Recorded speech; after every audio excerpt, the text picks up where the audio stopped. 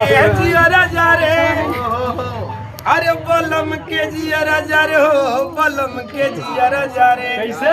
और सभी लोग साथ देंगे।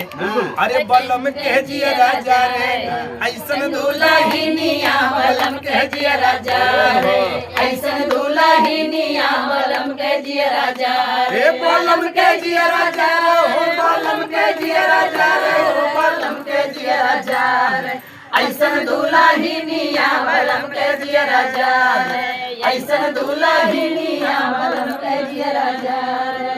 अपने मर्द के चोरी कैसे बतियावेली, कैसे बतियावेली हो, कैसे बतियावेली। घरवा के काम काज बूढ़ा से करावेली, घरवा के काम काज बूढ़ा से करावेली, बूढ़ा से करावेली हो, बूढ़ा से करावेली, बूढ़ा से करावेली हो, बूढ़ा से करावेली।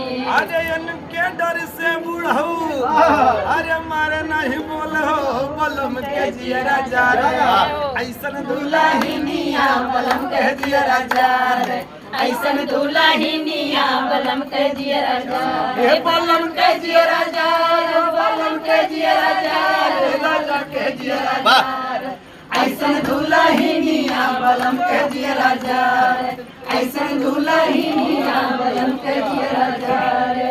जबर लिया गरदा उड़ावे, सुधिया बलम के आवे, जबर लिया गरदा उड़ावे, तब सुधिया बलम के आवे, बलम के आवे हो राजा के आवे, बालम के आवे हो राजा के आवे।